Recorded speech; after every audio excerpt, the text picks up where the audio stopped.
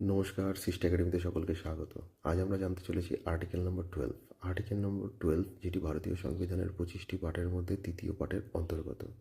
এই তৃতীয় পার্ট অর্থাৎ মৌলিক অধিকার, যা ভারতীয় সংবিধানের 25টি পার্টের মধ্যে সবচেয়ে বেশি ইম্পর্ট্যান্ট একটি পার্ট, এবং এই পার্টটি 12 নম্বর আর্টিকেল থেকে 35 নম্বর আর্টিকেল অবধি রয়েছে। এই সমস্ত আর্টিকেলের মধ্যে আবার 12 নম্বর আর্টিকেলটি সবচেয়ে বেশি ইম্পর্ট্যান্ট, যেটি সম্পর্কে আজকে জানতে চলেছি।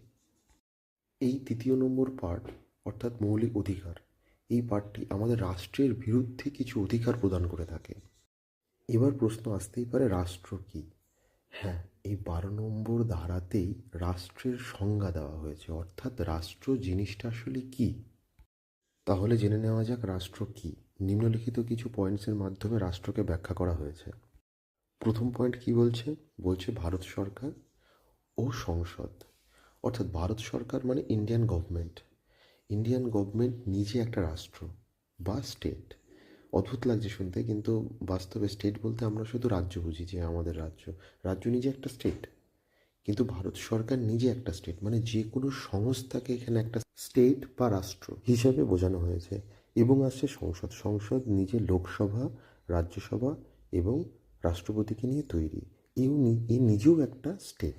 দ্বিতীয় পয়েন্ট কি বলছে? বলছে প্রতিটি রাজ্য সরকার ও রাজ্য বিধানসভা, অর্থাৎ যেভাবে সেন্ট্রাল গভর্নমেন্ট বা কেন্দ্র সরকার নিজে একটা স্টেট, ঠিক একইভাবে প্রত্যেকটা রাজ্যের রাজ্য সরকার নিজে একটা স্টেট, এবং সেই রাজ্যের যে বিধানসভা সে আলাদাভাবে নিজে একটা স্টেট।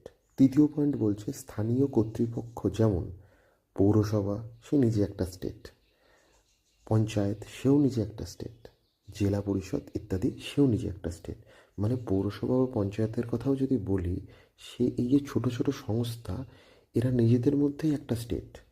এরপর 4 নম্বর পয়েন্ট বলছে অন্যান্য কর্তৃপক্ষ, যারা ভারতের অভ্যন্তরে বা ভারত সরকারের নিয়ন্ত্রণাধীন, অর্থাৎ ভারত সরকার স্বীকৃত বা ভারত সরকার অনুমোদিত যে সমস্ত সংস্থা রয়েছে ভারতবর্ষে, টোটাল সংস্থা নিজে একটা স্টেট।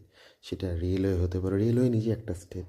যে কোনো সরকারি সংস্থা হতে পারে, একটা গভর্নমেন্ট ব্যাংক হতে পারে, তারা নিজেদের মধ্যে একটা স্টেট। মৌলিক অধিকার হচ্ছে সেটাই যেটা এই সংস্থাগুলোর বিরুদ্ধে আমাদেরকে দেওয়া হচ্ছে, এবং এই সংস্থাগুলো চাইলেই আমাদের কাছ থেকে ওই অধিকারগুলো কেড়ে নিতে পারে না।